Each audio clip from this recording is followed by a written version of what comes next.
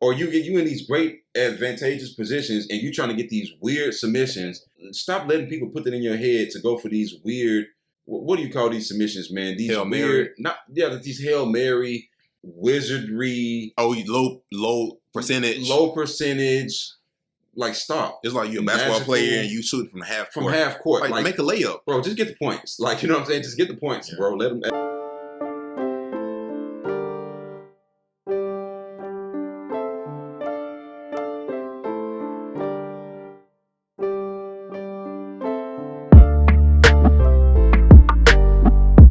See, there's so many asterisks on Chase Hooper, and a lot of these fights that he gets in the UFC is really to test him and see where he is, because they can't rush him. But I'm gonna tell you one thing, man. It's been several years since that Contender fight. We gotta let that go. I'm serious, because people love, like, oh, remember when he did this and that on the Contender? Bro, that was years ago now. I looked that up on YouTube, man, and I was kind of shocked that. Let me actually go back and look. When was that? When was that? Oh, Dana White's Contender. See, that was in 2018. That was 4 years ago. When I went to YouTube to look at that for the research, it said 4 years ago. I don't want to bring that up no more. In 2022, can you strike?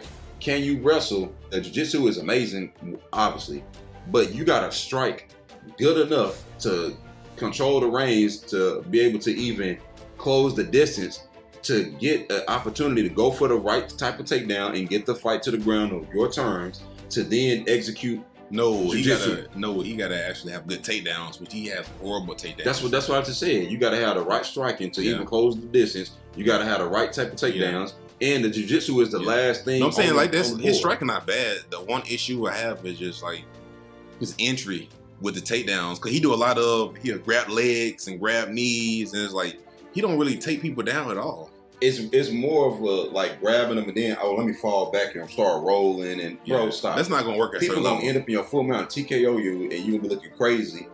Learn how to do the takedowns the correct way. But I will say this. I'm gonna segue into this. His striking looked better against Felipe. It wasn't amazing. I wouldn't do that nowhere else. He got certain, like, Chase has certain tendencies, if that makes sense. But he's gonna grow out of them. Because he's comfortable fighting on the outside. Because if you notice, like, he does like a lot of spinning kicks and a lot of side kicks to legs. So he does that thing to keep his opponent at bay. That's odd, because you need the fight to get to the ground. So that's like two totally different mindsets. You see what I'm saying? I need to be far away from you to feel comfortable, but I don't have the skills to just close the distance. I don't have the striking or the skills to close the distance to do what I need to do where I feel comfortable. And so you get like this weird situation. He's just a unique fighter because he's tall, he's long, but he wants to fight on the outside, but he wants to get the fight on the ground. But he needs the fight to be on the inside. So I've never seen a fighter like that before. His striking is very airy too, if that makes sense. It's very like spinning back kick with nothing on it. Head kick with no power on it. I don't think he tried to put power on it either, dude. If your opponent don't respect your striking, then you're not going to get takedown. Like, bro, he lost to Steven Peterson. You're supposed to win it. But Steven didn't have nothing to respect because you're striking and it's you're weird wrestling. And it's weird because Steve Garcia only can fight on the inside, and he's very powerful, and it's like, there's no way he's going to fight you on the outside, man. So it's just weird, a weird matchup. But I will, again, his striking did look good against Felipe. Like, it did get sloppy when he was throwing some of those flurries. But because he started off the combos doing good, and when it was working, like, he kind of did get a little bit sloppy, but things worked out for him. He was able to get the fight to the ground. He was the first person to finish Felipe. So, with a ground and pound, too. So, I like that, because stop hunting leg locks. And, bro, sometimes I've seen him in fights where you could have easily got a rear naked choke and you diving in the leg. What are you doing? Or you in these great advantageous positions and you trying to get these weird submissions. Like, stop letting people put that in your head to go for these weird, what do you call these submissions, man? These Hail weird, these Hail Mary, like wizardry. Oh, low percentage. Low percentage. You know what I'm saying? Like, stop. It's like you're a basketball player and you shoot from half court. From half court. Like, make a layup. Bro, just get the points. Like, you know what I'm saying? Just get the points, bro. Let them add up. The biggest thing with Chase is his striking is not respectable. Like But he's not like getting at least with Luke Rockhold, you might run to left hand or something. Well, his striking is very respectable. So I'm talking about more so than what he get credit for. That's what I was saying. I think he get a lot of credit with that, man. I think he do get a lot of credit for that. But I'm saying like he don't have. I wish he had like an elbow or something. Yes. But he throws these weird, like he gonna try to spin and he gonna throw the head kick. You see the spin? But I wish if he had like a straight like a 2 that was just straight respectable. You know, he need to copy Nate Diaz and I'm talking about just the first two, the first 2 punches, the 1 and the 2. Just get the 1 and 2, man. Because when he started throwing the hooks and stuff on Felipe, I'm gonna be real. Steve would have knocked him out. Steve would have clipped him. And I saw that when I was going back and doing the research. I was like, yeah, Garcia would have got him out there, or he would have at least hurt him because he got a little bit too excited. The 1-2 and when you throw your 1-2, make sure you not get your head off the center path. I think that with Steve Garcia, man, a lot of people are looking at this. They're looking at this Luis Pena fight, but he took that fight on short notice. That's the first thing people got to realize. But the second thing is, and Lou is like 6'3". He's a weird. Yeah, but Chase tall too. Yeah, but the difference is obviously Lewis's stand up is more respectable. Yeah, you know, he can garner more respect with it. He have more power, more acumen. But Steve got backpacked basically for at least 14 out of 15 minutes. Oh, I saw that too, man. He pretty much got. You could look at the first round.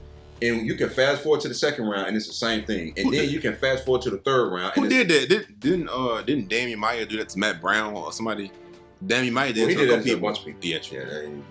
I've never seen that before for 14 minutes out of 15 minutes. We've seen that a lot, man. We blocked them out of our head because it was so boring. Oh yeah, We've seen that for years actually.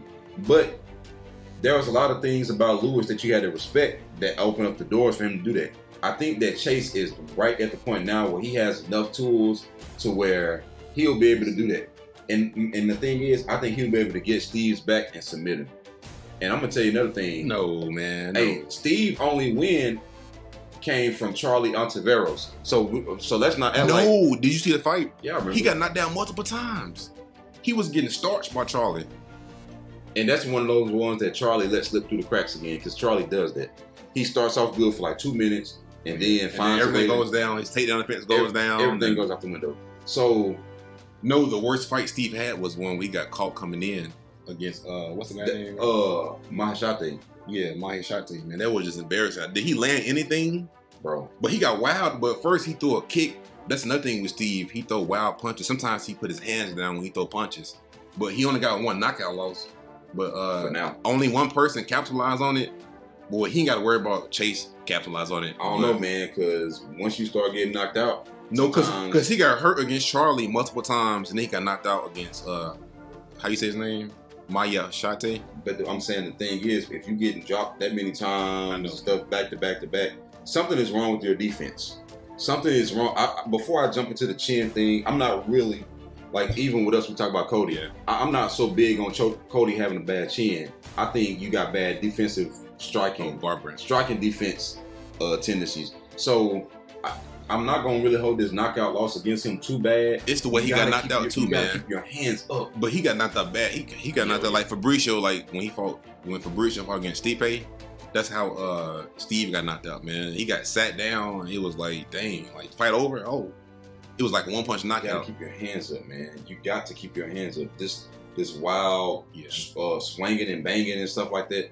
You know what this dude, he got away with it because he had so many knockouts? 9. Yeah, but look at the people. I'm saying he got away with that style for so long because it worked before. He beat actually weren't bad at all. I'm looking at the records. None of them have losing records. And even the most kind of up and down records are still, I mean, he lost to Joe. Oh, man, you know, he fought Joe Warren in Bellator in 2014. That's a heck of a time to fight Joe Warren. That's a heck of a time. Wait a minute. But he was old, though. I know. But Joe was still good. Joe was probably like 39 then. But he started late, remember? But, I mean. Oh, he beat Ronnie Lawrence. That's interesting. Oh, he lost a split decision to, guess who he lost a split decision to? Your boy, Ricky.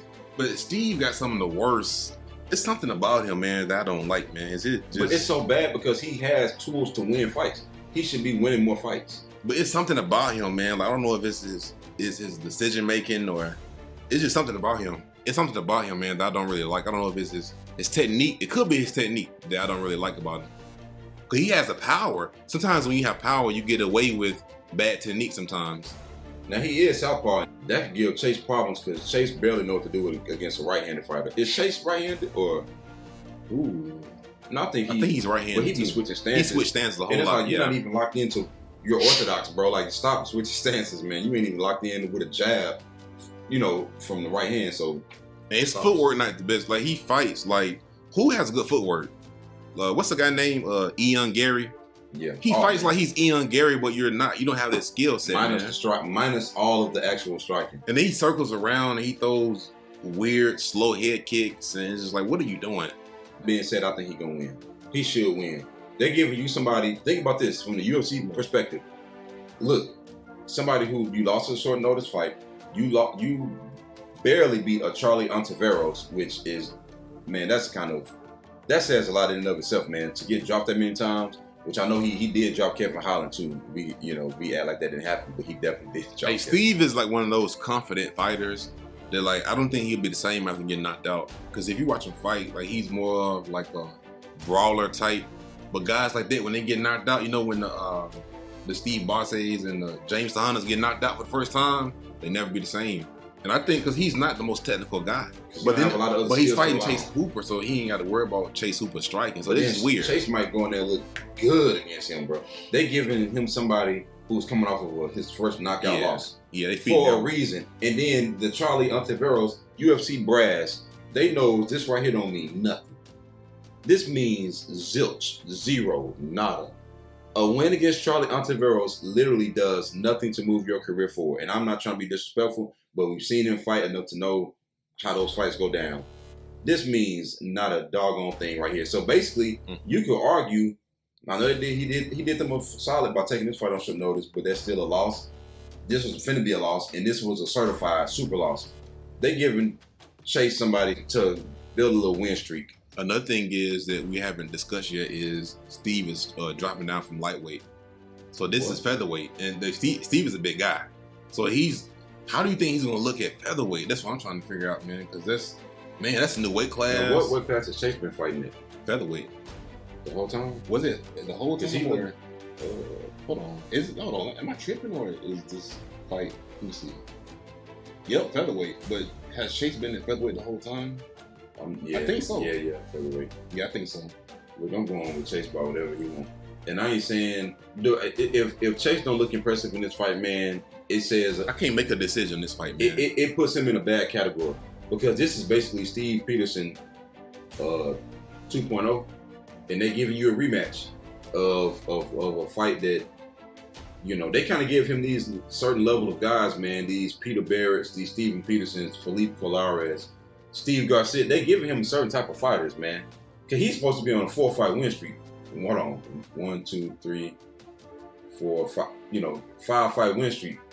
I don't know why they threw him in there with Alex like that, but whatever. That's neither here nor there. But man, I'm going. Oh, he beat Daniel Timor. Daniel on everybody's record, man. Oh yeah, right now he is. But I'm going with. I don't know about this one, man. It's just weird. It ain't so much that I think that Chase is a world beater right now. I think he's making gradual improvements, but I think Steve he's on a decline, and it ain't like he was that good to begin with. Yeah. Does that make sense? Yeah. Like you got somebody who they're a little bit lower, but they're making small strides. Yeah. And then you got somebody who was like subpar or mediocre kind of, which is still, it might not be UFC level, but it's better than regional. You see what I'm saying? Yeah. And he can probably go into other divisions. He can go to other organizations and win a lot of fights. It's just you can't come to the UFC and not get better and stick around. So he's like mid, but he's on the way down. But Chase is very low, but he's on his way up. Yeah. I just don't like any fighter who they bank on grabbing somebody's limbs or grabbing a leg. I don't like that. I can't pick a fighter who does that, man. Because if you was going for actual takedowns, I could respect it more. Like, man, when you getting people, there are times when Chase is doing good, surprisingly, on the feet.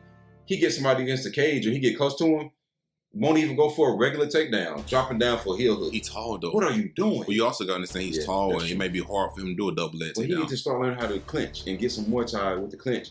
So that way, now what happens is when you need them, they duck down for the takedown. And now, you see what I'm saying? You know who you need to mirror? He need to mirror Michael Chiesa. Because Michael's a big, tall guy, too. So it's like maybe he can. Michael big and strong. He kind of thick though. He can pick you up and slam them. Yeah, and he kind of different because he like a jiu-jitsu dude, but he's a come from specimen. a wrestling background. And he a specimen too. Yeah, like he come from an actual wrestling base. He teaches wrestling. I got you. But yeah, I'm going with Jason. What you doing?